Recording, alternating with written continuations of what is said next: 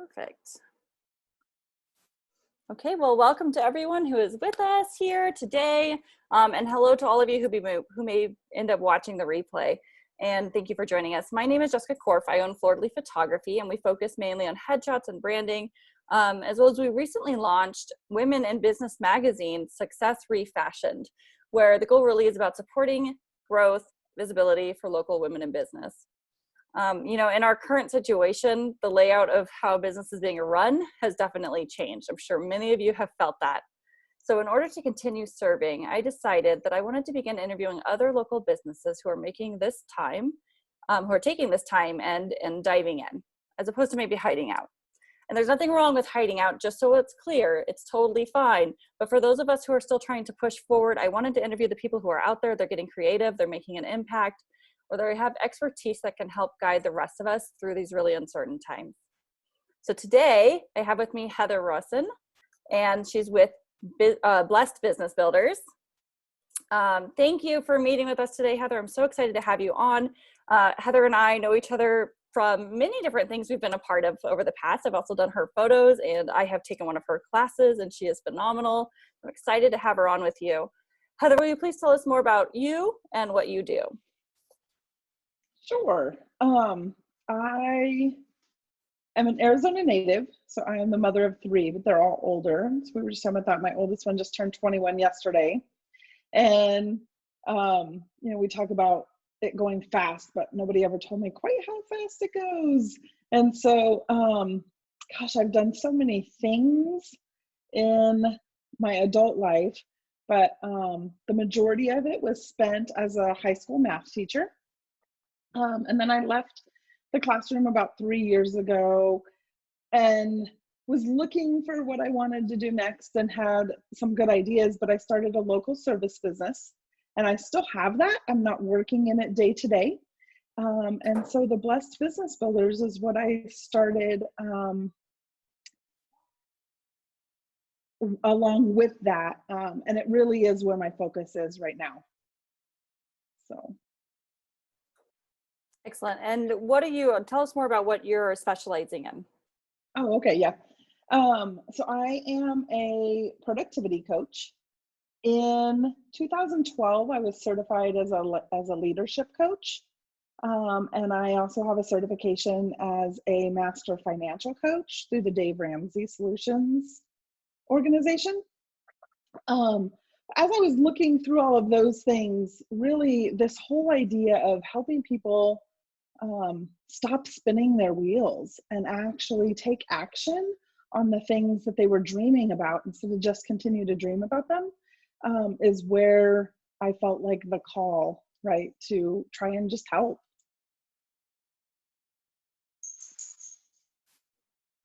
Great, thank you. I'm gonna hop off It's and okay. on from mute, so I feel like it takes me a second, it seems like. So, okay, so what is your situation right now? How has gosh, if I could speak today, that'd be amazing. How has the pandemic affected you and your business? So the Blessed Business Builder side of things was always pretty much online. I have done some one-on-one coaching that was in person, but a lot of my one-on-one stuff even was done just like this through Zoom. It's pretty much shut down my local service business though. We're non-essential. And so, everything's, the truck is sitting at the moment. So it has allowed me to focus here 100%. And then instead of, I'm obviously not doing in-person one-on-one coaching anymore, but I was already very familiar with Zoom and very familiar with doing business online. And so what I did to make that happen was I launched my first group program. So I always say I want a badge that says I launched during a global pandemic. But yeah, so I moved from one-on-one into my group program. And so I'm creating one more program right now as well. That'll be a little more of a shorter program. The group program that I have right now is an 8-week program. It's open, I opened it up and it's closed down right now because now we're focused on those people in there and making sure they get what they need. But I'm getting ready. May 18th, I will be launching another smaller program that will stay open more all the time to help people in the moment that they need it.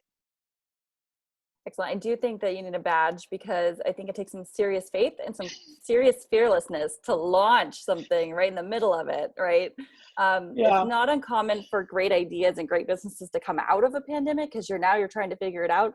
But for you to be all ready to go and you're like, let's go, we're going to do it. I think that takes some faith. Well, necessity is the mother of invention, right? Like, It's so true. yeah, we, in fact, yeah, I'll jump into that a little more in a minute, but Awesome. So tell me about what you have for us today. What tips or exercises do you have to offer us with everything going on from all of your wonderful expertise? yeah.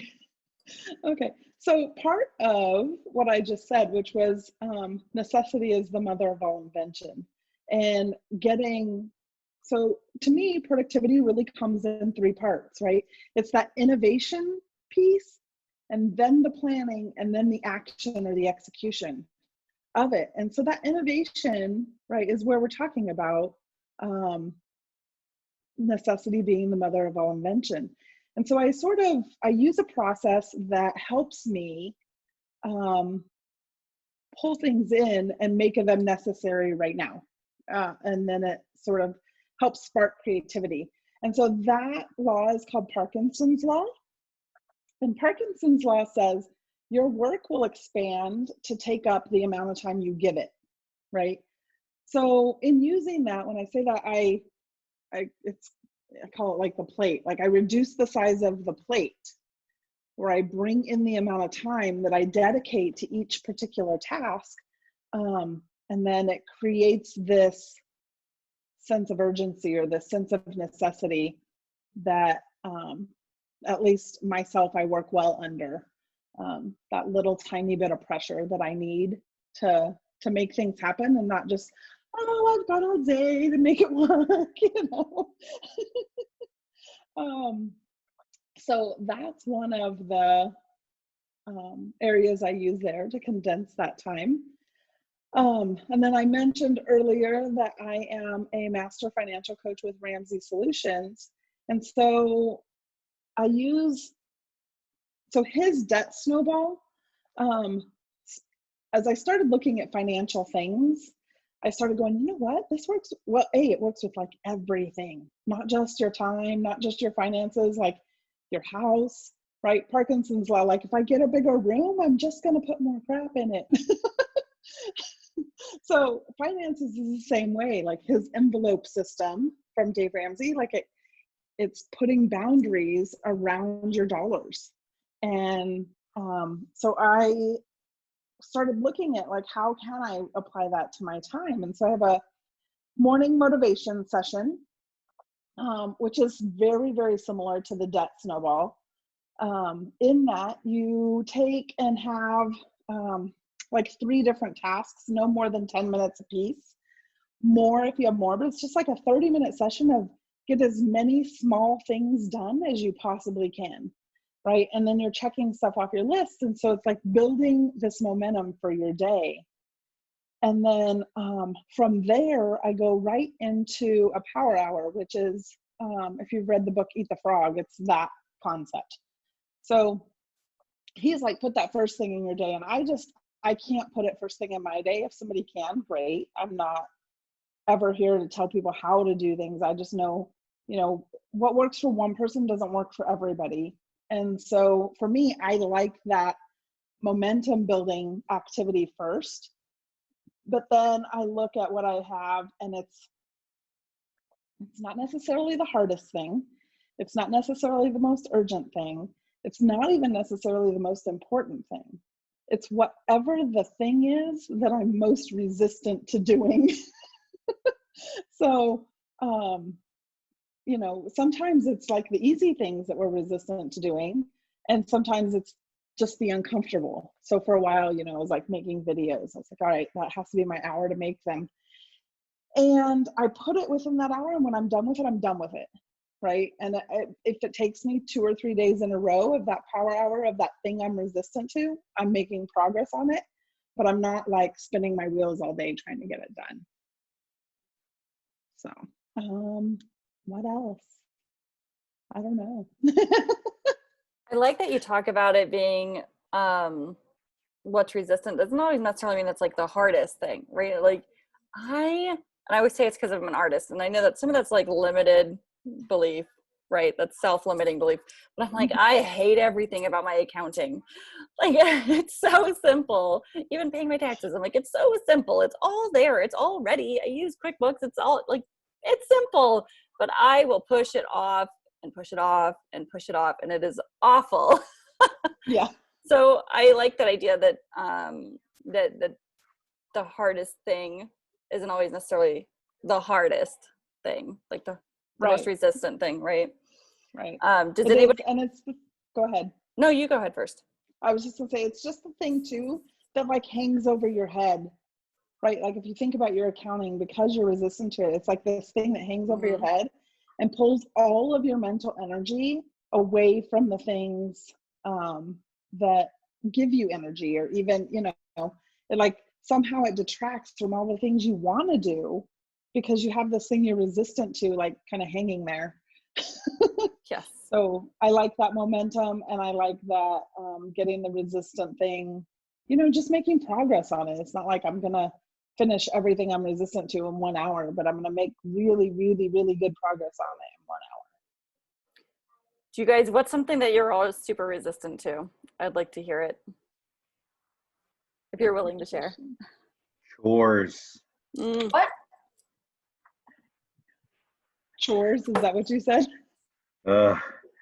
She's just getting the day going, right? Sometimes I'm actually a morning person, and I love getting up. I'm the first one up, coffee, let the dog out, all that stuff. But man, just in my mind, I'm like, I gotta wake up the kids now. Gotta get them started with school. Gotta just, you know, all that. So like, I'll give them 5 more minutes of sleep. That's the current temp right now. Yes. I'm pretty sure it's what my kids are resistant to too. Yeah. Yeah. Anyone it's else? It's a tough one to instill in kids. But then just some of the other tasks that, you know, you got to do. I've got this list. I've started using the Microsoft task list or tasks, and I actually like it. It's just a matter, and I've got this big list, and sometimes I look at it and I'm just like, yeah, that's too much. It's too much, and it's overwhelming sometimes, right? But one of the things that we did was I can't remember where I heard it or where I started with it, was just start on it 5 minutes. Start a project just for 5 minutes, and before you know it, an hour later, you've been going at it. So, you know, start with the one that you least want to work on, which is funny, right? And that way the rest seem a little bit more fun and easy to complete. But that's really helped a lot to just, you know, all right, let's do this. And sometimes I tell my wife, I was like, just give me that 5-minute marker for me, you know, and she's like, Manuel, do it, 5 minutes, go. And then bam, I'm off, you know. So it helps. Just there's so many distractions at home right now, you know. This used to be my time, so it used to be a lot easier. So it's tough, you know, but that's helped us or me.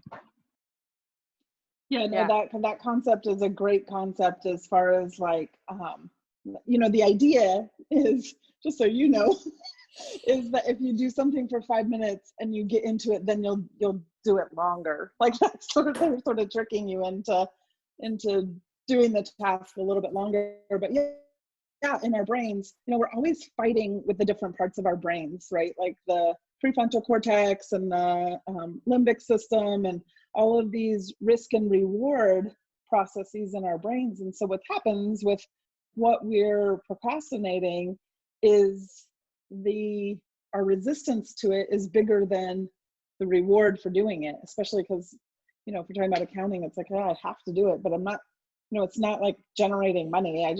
I need to know it because I have to know where my business is, right? So yeah, that idea of 5 minutes is is usually like, it's that get started, right? It's just that push to get started.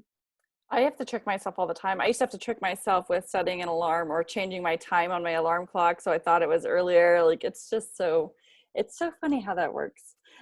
Deborah, I saw you go off mute. Did you want to add something, or?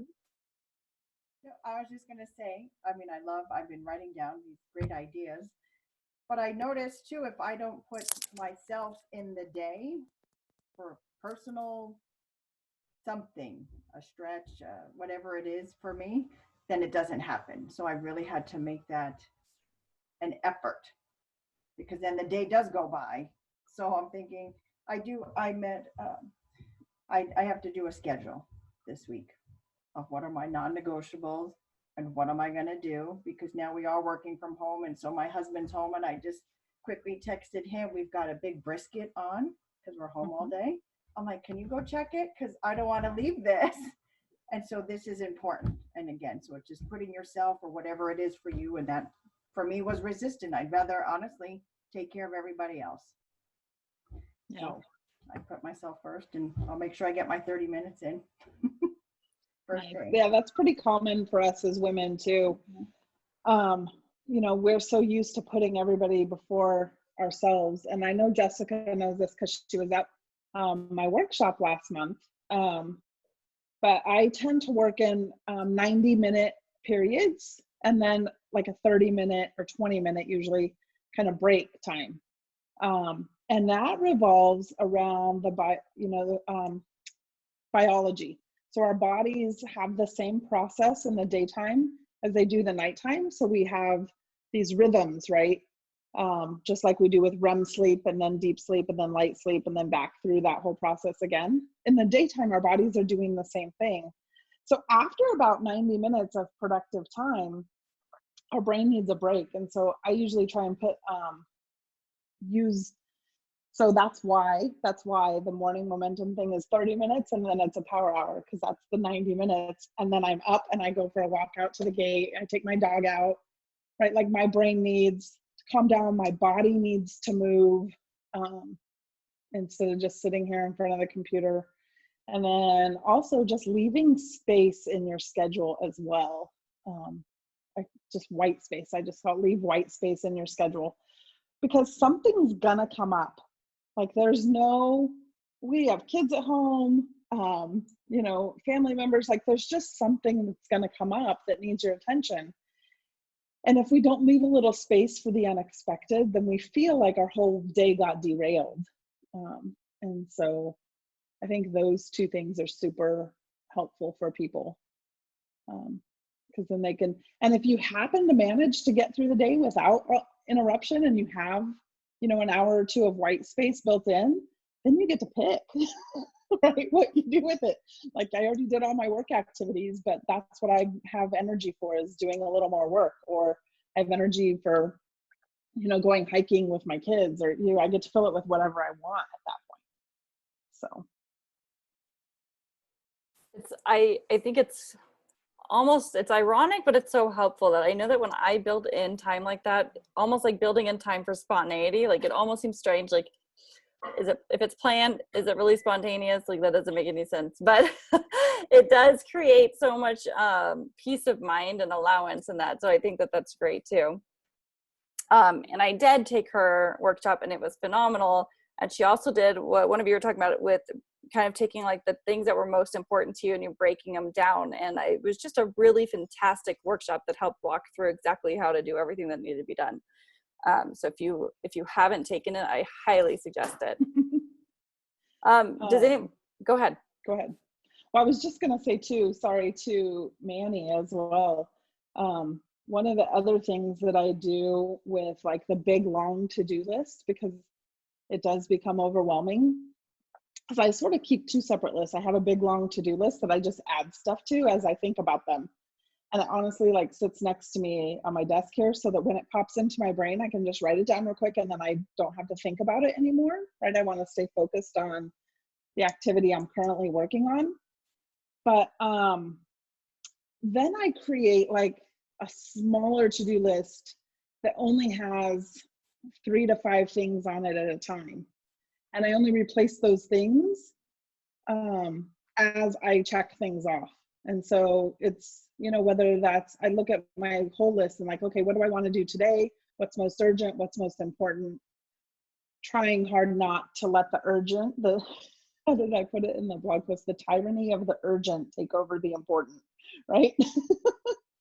So, and it's just because I don't want to look at the big long list of what I have to do, because I will be like, nope, I'm going to watch Netflix. I can't do all that. So if I keep it to 3 to 5, then I know I can do it, and I can just replenish that little tiny list. I think that's a super great tip. I love that. If you keep it small, it feels more doable. It's not so overwhelming. I think one of my favorite tips you've ever given me is also having a list in all of the places you'll be, right? Like, like keeping a list in your car of things that need to be done if you're out and about and you're in your car. I'm like, that's so smart, because I don't know how many times I've gotten home and I'm like, oh, I should have done that while I was out. And I was like, it seems so simple and obvious, but I'd never thought about it. So I think that's such a fantastic tip too. So I'm going to share all of your tips. No, that's all good. That's what it's for. I call those location-based to-dos. And so when I say I make a smaller list, I really make 5 smaller lists. And it's but it's not as relevant this month, right? As we're all stuck at home, because we're not running around so much. But when I was, like, I had a list of like the next, and it's like the very next action I need to take. So if I look at it and I don't know what to do with it yet, that means I need to break it down more and get to the very next action. And so I would have like, what are my next action steps in my car? So for errands and things, here at home in front of the computer, here at home not in front of the computer, on the phone, like who do I need to call? What appointments do I need to make? All that kind of stuff. And then for me, it's at church, because that's the other place I spend my time creating and doing and all that kind of stuff, instead of a office. But for a lot of people, that's whatever they have at work, like their next steps at work. So yeah, location-based to-dos, they're fun. Perfect. Yeah, like I said, I'm like, it felt so obvious and so simple, but it was like revolutionary for me. Like, oh my gosh, how have I never thought of this? I love that I can look at the one again, except for this month, but I can look at the one for the car and be like, oh yeah, don't forget to grab, right, like this thing I need to drop off at the Goodwill Center, Teen Challenge or somewhere. Yeah. Does anybody have any questions for Heather so far?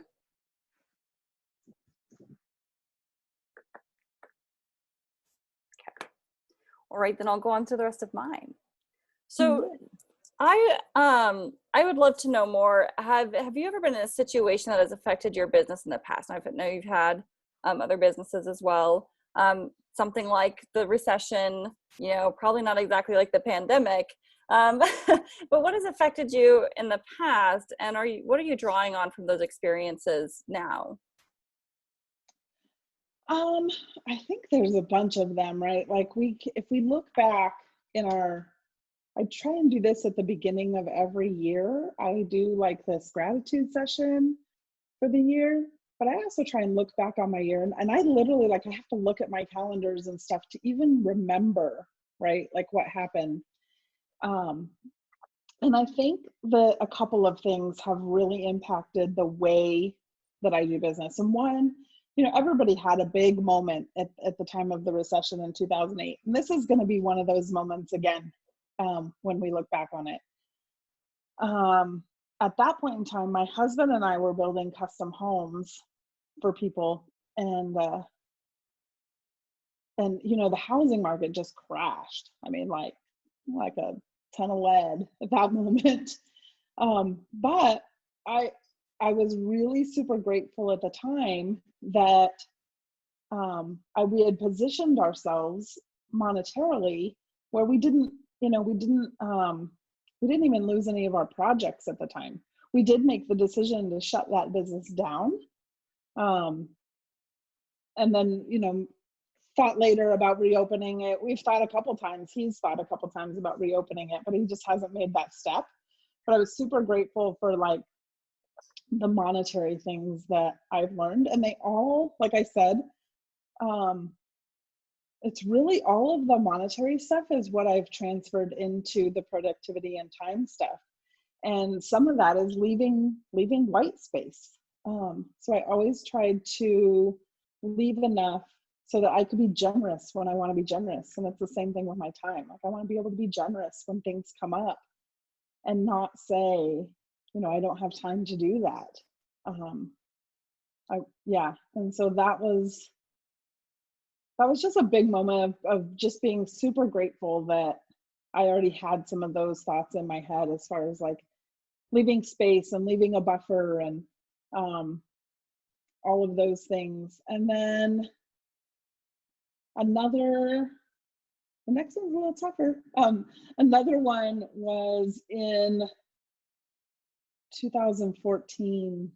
I was teaching and I was really crazy because I had a super heavy workload. And I ended up, so my oldest, I ended up sending him to rehab for 92 days. And it was an inpatient rehab in Arkansas. And like the whole reasons behind all of that, like that's his why to tell. That's not really mine. But like at that point in time, I was literally working 10, 12-hour days. And it was an immediate wake-up call of like, my kids can't have this. My family can't suffer because of my job. And it was the moment I was like, okay, like boundaries galore, right, on my time. And just in that crisis mode, I cut my work to part-time. I went in and I said, this is all I can do. And really just started being super reflective about the boundaries and the time. And I can be a workaholic, right? Like actually, most of us who have our own business or like we can, like that's our tendency is to work a lot. And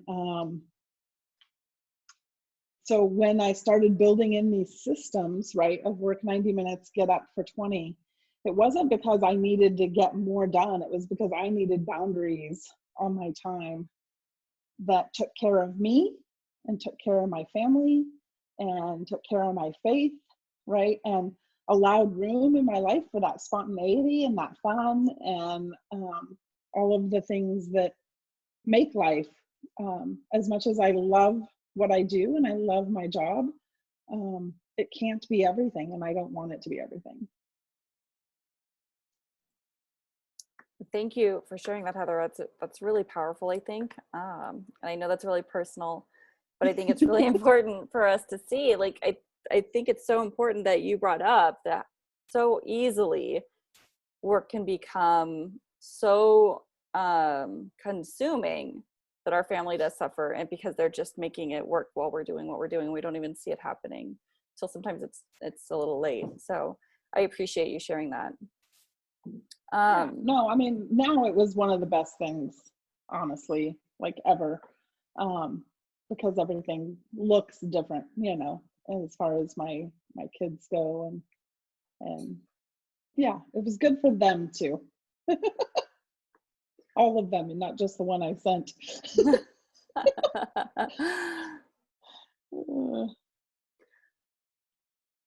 Okay, so tell me then, because you've had to make these pivotal moments in your careers, a couple of times at this point. What motivates you to really take action and not just sit back and dream about what could be?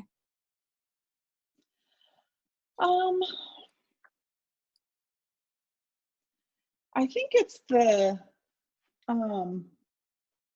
is the like what I want life to look like, right? Like it's always that bigger why. And for each of us, it's a little bit different. My bigger why revolves around my family, and it revolves around my faith.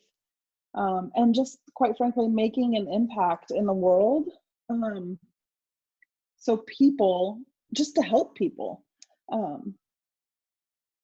so if I just think about it all the time, right, then I'm never helping anybody. And so that whole thought process, or that whole idea of same thing, like I can be too scared, right, to put something out there. And trust me, I've put a lot of stuff out there that fails. You know, like, oh, let's try this. And I do tend to be an action taker. So I'm much more of like, let's try this. Oh, it didn't work. And so I have to keep my tendency from like, okay, let's try this. Oh, it didn't work. And instead of just trying something new, sticking with that thing and being like, okay, how do I make it better? Rather than just abandoning it altogether. So if I never put stuff out there, then I'm not serving the world, right? And I think it's the same for all of us. Like everybody has a very unique and special gift. And so you guys know, like for me, it comes from a place of faith. Like I think everybody has this God-given purpose that isn't like, oh, you missed the boat, but it's just this overarching thing, and it can look 20 different ways. But if you're not stepping out in it and taking action, then you're not like I don't even know how to say it. I don't even know if like you can't serve the world sitting in your chair, like unless you're on the computer today. But but you can't serve the world sitting behind your newspaper. And I know, like, I think everybody in this room right now for sure serves the world in an amazing way. And like Dawn, I know Dawn is super passionate about women and their personal safety, right? This personal self-defense for women. And she's serving the world by helping people not be physically vulnerable to somebody who would want to cause them harm, right? And like I know Kristen, she serves kids in their speech, and like then they can communicate and get there. So we all have this thing, right, that we are intended to serve the world with, and we can't do it from behind closed doors, like. And that's not a problem for anybody in this room. I know that. Sometimes I think it takes effort to get through it and to get to the action point, right? I know that was that way for me. There was a lot of fear there. But the same idea you're talking about is what kind of finally pushed me to try and do more, is that that if you don't, then the people's whose lives you might be meant to change, you're no longer changing. Like you were talking about Dawn, like if she didn't do that, what if she didn't, and as a result somebody wasn't able to save their own life or protect themselves, right? So I think that it's so great that you're talking about that, because I think it is important. We don't always look at ourselves like we have that kind of power, but I think we do. Especially when you stand in what I think your potential purpose is. Yeah, and I think too, like this taking action piece for me also doesn't mean like I have to be all things to all people and help everybody. It's if I can help one, then that's enough. Then and yeah, like it doesn't have to be this like famous movie star kind of moment, right? Like is that Mother Teresa, like you can't help the whole world, but you can help one. Like you can be the whole world to one. So yeah. Excellent point. Does anybody else have anything they want to add or ask based on what we're talking about right now? Love to invite you in to ask or speak if you'd like to. Okay. All right, the next thing I'll ask then. So we talk a lot about you prioritizing your time. You've talked about even how you kind of do it a little bit differently. What do you personally always put first when you're prioritizing your time? I start with sleep. So there's 3 top killers of productivity, and they all have to do with self-care. right? Sleep, what moving your body, like moving and what you're fueling your body with. Those are the things that they zap your mental energy. Like if you think about it, if you're super tired, like you can't, I almost knocked over a whole glass of water. Sorry. Because I'm talking with my hands where you can't even see me. Anyway, but yeah, if you're super tired, you can't focus, right? You can't make good decisions quickly, and all of those things that it takes to process things quickly and move forward on them. So when I'm running my workshops, I put up a 24-hour time block, and I just tell them, like, schedule your sleep first, and and then the second thing you're gonna schedule, and again, we work it in those little bits of those 20-minute breaks, but move around. Especially right now when we're in this pandemic, right? Like we're all sitting in front of our computer all day long, talking to people on Zoom. Yeah, like just anything that I do. And so I also, because of that, try to do some of my tasks. Like if I'm thinking in terms of like content creation for social media or blog posts or any of those kind of things, I'll run with my phone and go outside and just use my AirPods and talk while I'm walking. I like talk through the process for myself, just because it's a way I can do it without sitting in front of my computer and typing, just like trying to think creatively about how to get the things I need to get done. But yeah, the first priority is sleep. And because you can't serve from an empty vessel, right? Like that's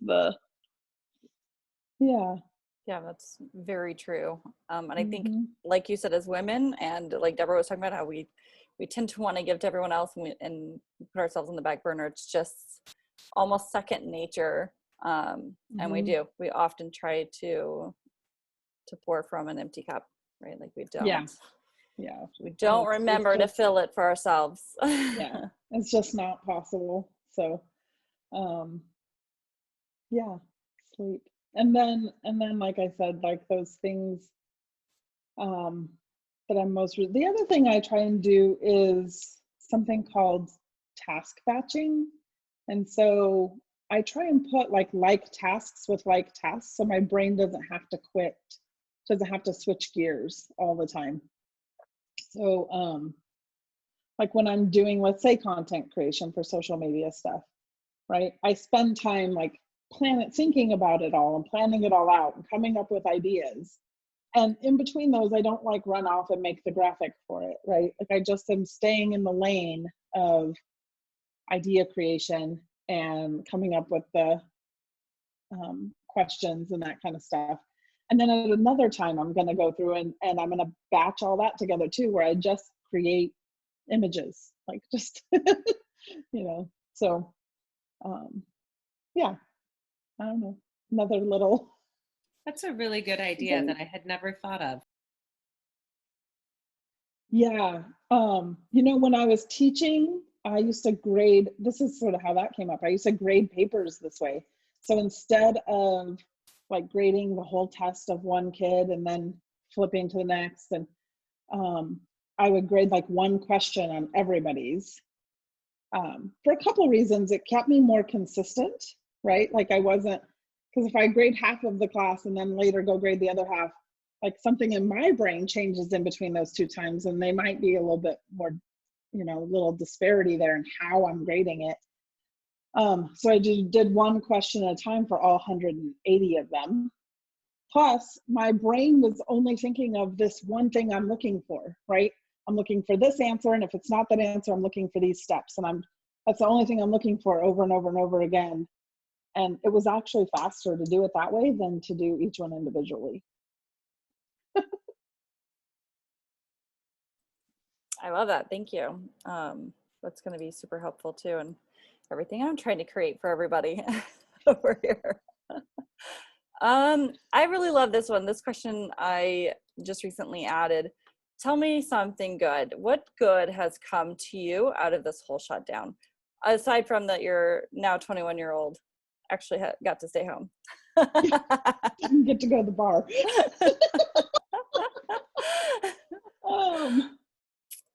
Well, I think my husband was home for a while. He's actually back at work this week because they're outside doing some certifications, but he thinks he's going to be back home again next week. So having him around, if I think back to everything prior to the recession, like we worked together in a lot of things. And so we literally were together like all the time. And then the recession hit, and then he went to work. He works for Caterpillar. He went to work for Caterpillar, and I went back to teaching. And so since then, like our days are apart and our nights are together. But it was really kind of cool just to have him around here again, as far as like just that physical presence, even though most of the time, like I'm here working with my clients on my computer, and he was outside, like, doing his thing or on his Zoom meeting with his work or whatever he had going on.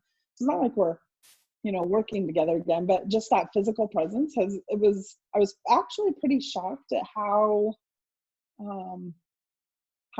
much of a difference it made just in the way we communicate and stuff, just because at any point in time I could be like, oh, hey, did you remember, like when it came up, I could go talk to him about it. And so that has been like a really cool, like good thing that has come out of it. Not that there was anything like wrong with before, just we made that switch after the recession, and I had sort of forgotten what it was like, right, to have him around all day. And the challenges that brings along with the really good parts of it too. Like I'm in here on that, I remember, I think it was the first day or two I had, I wasn't expecting him to be home the first few days of when he was home.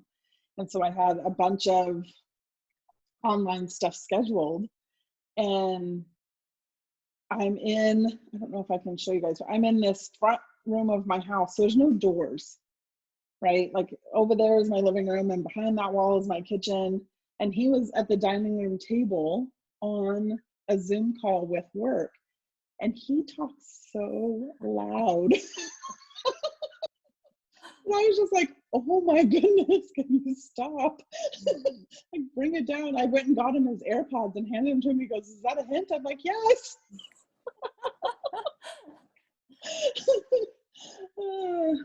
Good and the bad, Yeah. right? The good and bad, Yeah, for sure. everything. All of it. Yes. I love that. And I think that's one of my main positives as well, is that he's working, my husband is working from home as well. So it's same thing. Like we're not working at the same time or in the same rooms, but there's just something about having that presence still there. Yeah. What about you guys? I'd love to hear from you. What's a good thing that has come out of everything that's happening for you right now? We could just call on them. All right, I'm just calling. So I think family time just has a whole different meaning, right? You talk about the breaks. Definitely I need to work on more breaks. I think that's where some of my frustration comes in, and not having that little white space of having those interruptions when I'm trying to normally I'm in my zone, right? But we're having breakfast together, lunch, and dinner, right? And we're all contributing to the whole process. So cooking is fun, so we just we stop everything that we're doing, and that's a task that we do, right? For lunch, the kids are getting every now and then we'll go and get a lunch meal from there just to mix it up. So everybody gets in the car, and that's our outing for that day, But we're doing those things together, and we have put in trampoline time, so we have to go and 5 minutes, go hit the trampoline, everybody, and let's go. And but just I think the family unit's definitely a lot more in sync. Sometimes a little too in sync, but but I hear what you're saying, and And my wife's working from home as well, so I think before I used to have the radio on in the background, and you have the TV running in the background as that that solo player at home, but it's a different feel. It just feels a little bit more like you're working somewhere, when you're doing things, and it's that's been really the fun part for us so far. John, you came off of mute. Do you have something you want to add to? I'd love to hear it. Yeah, it's certainly been an adjustment. I mean, my husband and I both work from home anyway, and so we have had time to figure out how to do that. But now having two other people also working from home, one in middle school, one in high school, it's like going to work for a new company, right? You have different people that you have to learn how to work with, and you have to communicate and share resources so that the Wi-Fi doesn't get stressed out and you're not in the middle of a Zoom call and everything just freezes and you can't hear anybody. So there's been, some good communication going on there.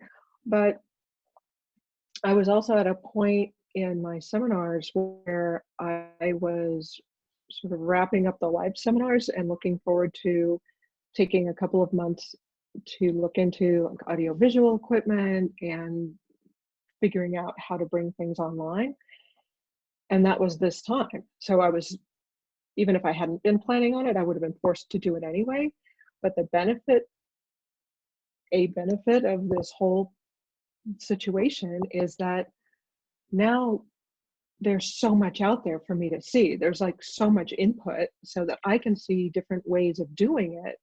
I can see what works, what doesn't work as well, how, like for photographers, right? I'm looking into lighting, because my lighting right now is bad, right? So I'm looking into microphones and different ways of doing things, thinking about different ways of doing things. And so in that respect, it's still keeping my creative juices flowing,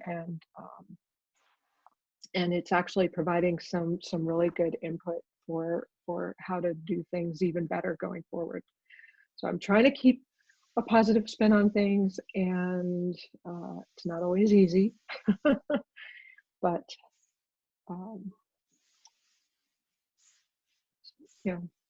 just keep going forward. Yes. Yes. Anyone else, Deborah or Kristen?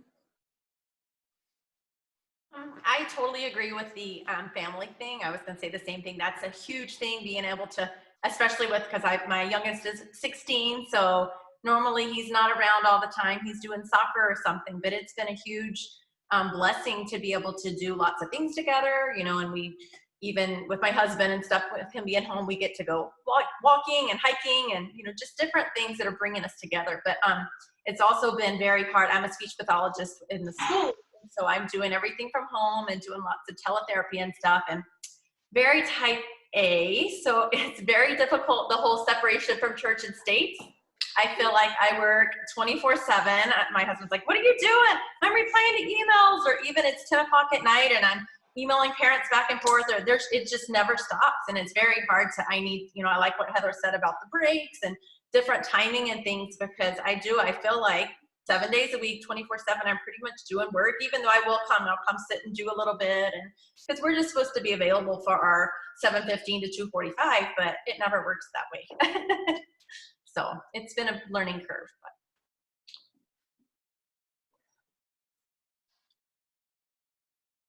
Deborah, I do you would want to add? say that, yeah, I had just started, going to like in-person meetings.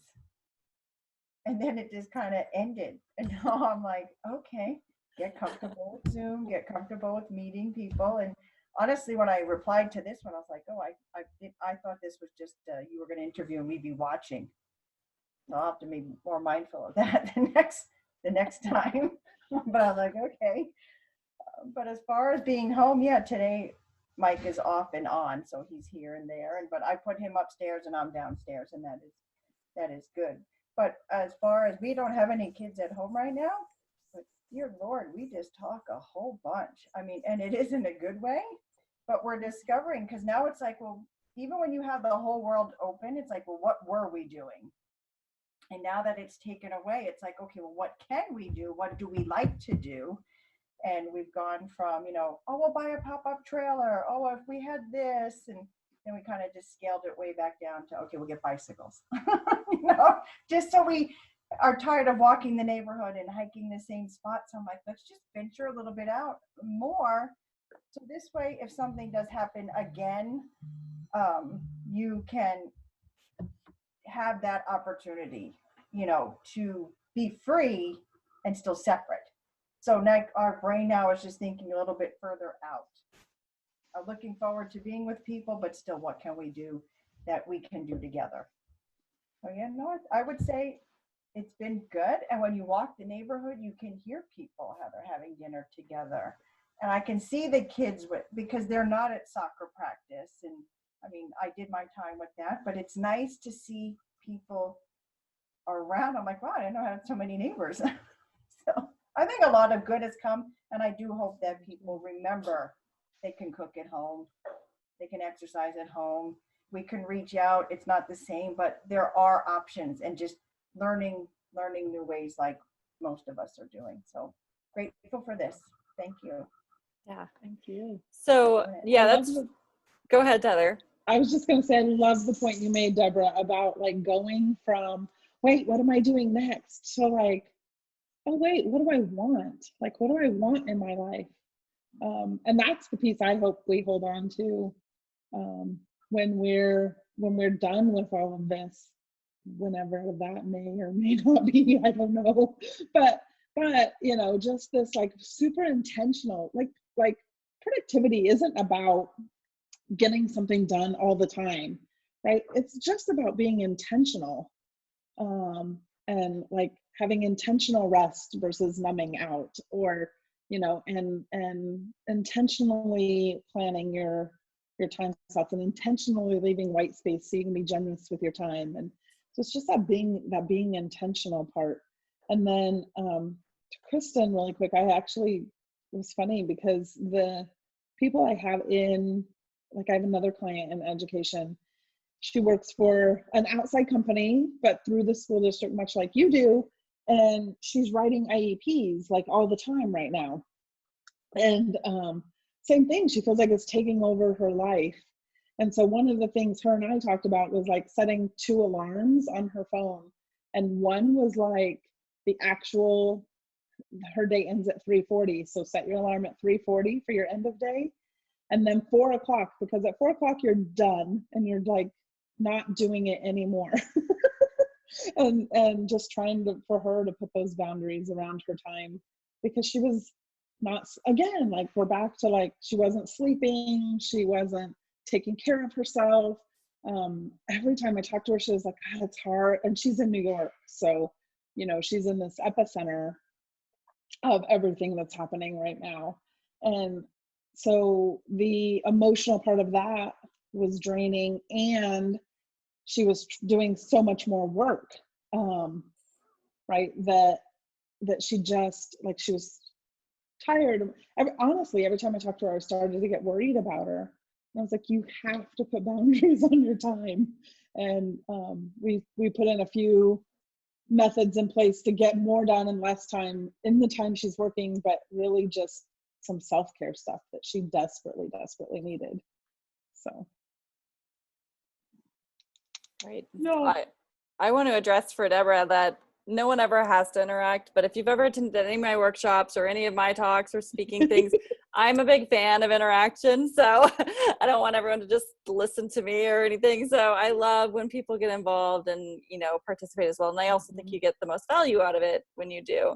Because I could just as easily have done it where Heather and I just sat here and recorded and you watched it. So, but if anyone joins and they never want to, they absolutely do not have to. So with that in mind, for anyone watching the replay, if you join us, you don't have to, but we would love you to. Kim, did you want to add anything? Nope. Okay. So is there anything else that you would like to make sure we touch on, Heather, that you wanted to talk about that maybe we missed? Or you want any final words you want to leave everyone with? No, I mean, I think that, gosh, we've talked about a ton of stuff and a bunch of little like tidbits here and there. But I think to pull it all together, just realize in this time and space right now, just to give yourself grace, you know, practice self-care and know that, this is, you know, somewhat temporary, but hopefully we will come back to being super intentional and continuing to like give ourselves grace and realize one of the other things that I know a ton of people do just from my one-on-one coaching is they have this big long to-do list, and it's like Superman couldn't get it done in a day, and then they're beating themselves up over it because they can't get it done in a, you know, be nice to yourself. Yes, be nice to you and allow some grace. Yeah. I think sometimes, and Kristen might understand that sometimes those type A personalities, there's no grace. Like, you should figure it all out. You have to do all of it all the time. So I think I want to say thank you for that permission, because sometimes we need to hear it. Does anybody else have any questions for her before I close this up? No? Okay, well, thank you all for joining us. Thank you, Heather, for your incredible knowledge and for taking out your time today to meet with us virtually, of course. How can people best connect with you if they want to learn more?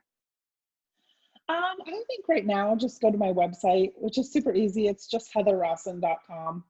You can find me on Facebook as well. The other ones, like, I'm on Instagram a little bit, but really, I'm mostly on Facebook. And so, yeah, those would be like the two places.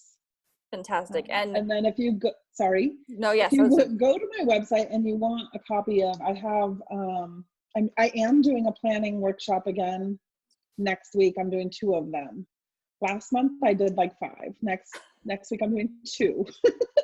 So for planning for May. And so those, you know, we'd love to have you there. And then there's a free PDF download too if you want that on there. Excellent. So. That's what I was going to ask you about. So you read my mind. Yeah. When is the next one? You guys should take it. It was phenomenal. There's one on Monday and one on Thursday next week. And it's planning for May. Great. So what I'm going to do is this is going to go live and onto the Facebook page. So I'm going to put all of the links and all of the information above the video so you guys can all get direct links to check her out. And if you want more information about what we're doing here at REfashiond Magazine or with Fleur Photography, make sure to like and follow our pages. You can also sign up for our email series, which is 7 ways to upgrade your marketing, at the link I will put in the comments below. And I'm going to let you all know right now, too, that for the next 2 weeks, it ends April 30th, officially when our stay-at-home ends, well, as of right now. We're doing a great manicure, pedicure, massage, shopping, skincare, wine tours, photo shoot, headshot photo shoots, all of it, right? We're doing a massive back to you giveaway when this is all done, because I think it's about time to get back to you, don't you think? Like, especially if you've been at home with everything happening. So that can be found in our Fleur or REfashiond Facebook or Insta pages, as well as on our website at fdlphoto.com. Thank you to everyone who joined us today. Please take care of yourself, stay healthy, and keep diving into your business during all of our social distancing. Thank you again, and I'll see you all later. Bye, guys. Bye. Thanks. Thank you.